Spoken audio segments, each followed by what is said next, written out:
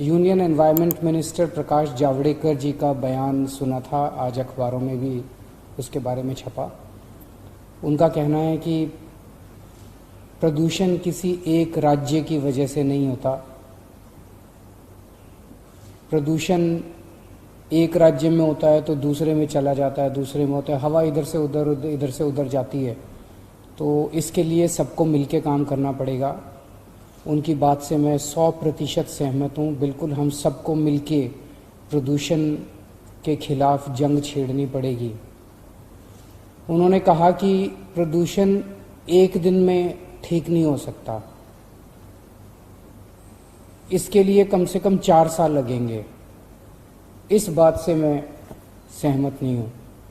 मुझे ये लगता है कि अगर हम सारी सरकारें मिलके, सारी पार्टियां मिलके, राजनीति छोड़ के ईमानदारी से मेहनत के साथ लगें तो 4 साल से काफ़ी कम समय में हम प्रदूषण पे काबू पा सकते हैं। पराली के प्रदूषण की बात करता हूँ। दिल्ली में हम सब लोग जानते हैं और अब तो सुप्रीम कोर्ट ने भी कह दिया। उसके पहले इस बात पे राजनीति हो रही थी कि पराली से कितना प्रदूषण होता है, कम होता है, ज़्यादा होता है। अब तो सुप्रीम कोर्ट ने भी थोड़े दिन पहले कह दिया कि इस वक्त, साल के इस वक्त, इन 2 महीने, 1.5-2 महीने के अंदर जो प्रदूषण होता है वो मेनली पराली की वजह से होता है। पराली से जो प्रदूषण पैदा होता है वो केवल दिल्ली में नहीं होता, पूरे उत्तर भारत में होता है। और मुझे तो ज़्यादा चिंता उन किसानों की है जिनके गांव में जब वो अपने खेत जलाते हैं, उनके गांव में प्रदूषण का क्या हाल होता होगा, आप सोच सकते हैं। वो अपने बच्चों को, अपने परिवारों को कैसे पालते हैं, आप सोच सकते हैं कैसे पालते होंगे। मेरा अपना मानना है कि पराली से उत्पन्न होने वाले प्रदूषण को काफ़ी कम समय में नियंत्रित किया जा सकता है। इसके लिए समाधान हमारे इंजीनियर्स ने, हमारे साइंटिस्ट्स ने समाधान दिए हैं। केवल और केवल राजनीतिक इच्छा शक्ति की कमी नजर आ रही है। अभी जैसे दिल्ली के अंदर हम एक्सपेरिमेंट कर रहे हैं। एक्सपेरिमेंट क्या कर रहे हैं? पूसा इंस्टीट्यूट एक्सपेरिमेंट कर चुका है। पूसा इंस्टीट्यूट के बताए हुए रास्ते के ऊपर इस बार दिल्ली के अंदर सारे खेतों में दिल्ली सरकार अपने पैसों से, सरकारी पैसों से उस घोल को, उस केमिकल का छिड़काव कर रही है, जिसकी वजह से पराली जो है वो खाद में कन्वर्ट हो जाएगी। तो पराली जलाने की जरूरत नहीं पड़ेगी। एक समाधान ये है। दूसरा समाधान, करनाल के अंदर एक बहुत बड़ा पराली से सीबीजी गैस, कंप्रेस्ड बायोगैस, वो सीएनजी की तरह होती है, सीएनजी की तरह उसका इस्तेमाल किया जा सकता है। तो एक तरह से करनाल में पराली से सीएनजी बनाने का बहुत बड़ा कारखाना शुरू हो चुका है। तो पराली से सीएनजी बनती है, क्यों नहीं बनाते हम लोग? अगर पराली से सीएनजी बनाने लगे और वो फैक्ट्री जब किसानों से पराली लेती है तो किसानों को पैसे देती है, पराली खरीदती है, किसानों की इनकम हो रही है। किसानों के खेत से पराली खुद ट्रांसपोर्ट करके फैक्ट्री तक लेके आती है, किसान का कोई खर्चा नहीं है। किसान की पराली को वो फैक्ट्री खुद काट के लेके आती है, किसान को बदले में पराली के पैसे देती है। और वो जितनी गैस बनाती है वो सारी गैस दिल्ली की आईजीएल, इंद्रप्रस्थ गैस लिमिटेड, जो अपनी कंपनी है दिल्ली की, वो खरीद लेती है सारी गैस। सबका फायदा ही फायदा।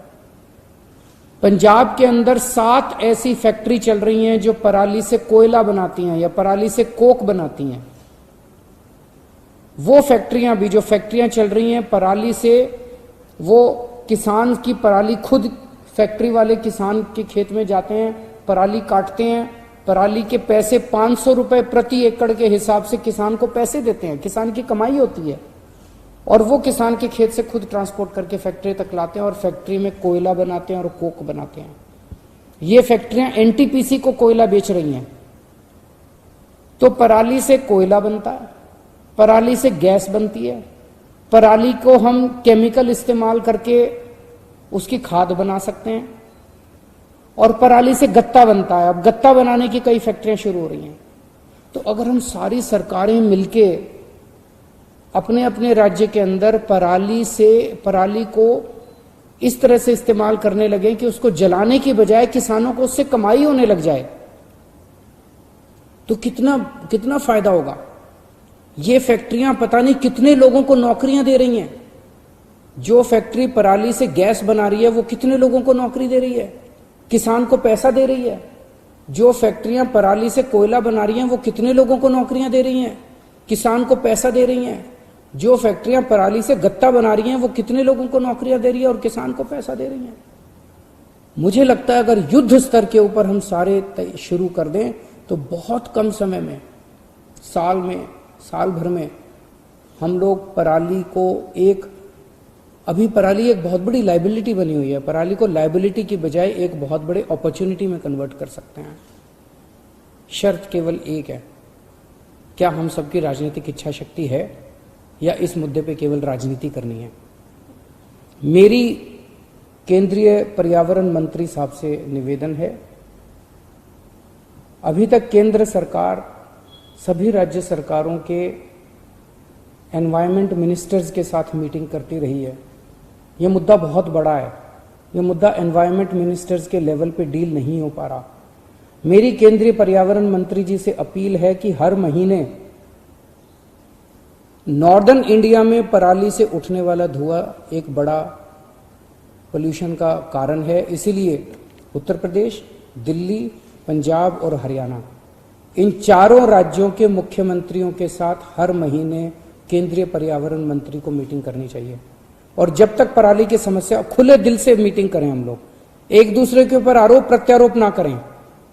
हरियाणा के मुख्यमंत्री साहब के पास कुछ समाधान हो सकते हैं, पंजाब के मुख्यमंत्री साहब के पास खुद समाधान हो सकते हैं, उत्तर प्रदेश के साथ मेरे पास समाधान, हम सब मिलकर समाधानों के ऊपर चर्चा करें। अपने अपनी टीम के साथ बैठे हैं, अपने अपने एनवायरमेंट मिनिस्टर को लेके बैठे, अपने आप अफसरों को, एक्सपर्ट्स को लेके बैठे। और जब तक पराली की समस्या का समाधान नहीं हो सकता, हर महीने मीटिंग करके इसकी शार्प डेडलाइंस बननी चाहिए, टाइमलाइंस बननी चाहिए और उसके हिसाब से इसके ऊपर काम होना चाहिए। तभी हम इसके ऊपर इसका समाधान निकाल पाएंगे। तो इंजीनियर्स ने और एक्सपर्ट्स ने तो समाधान दे दिए हैं, कमी केवल राजनीतिक इच्छा शक्ति की है।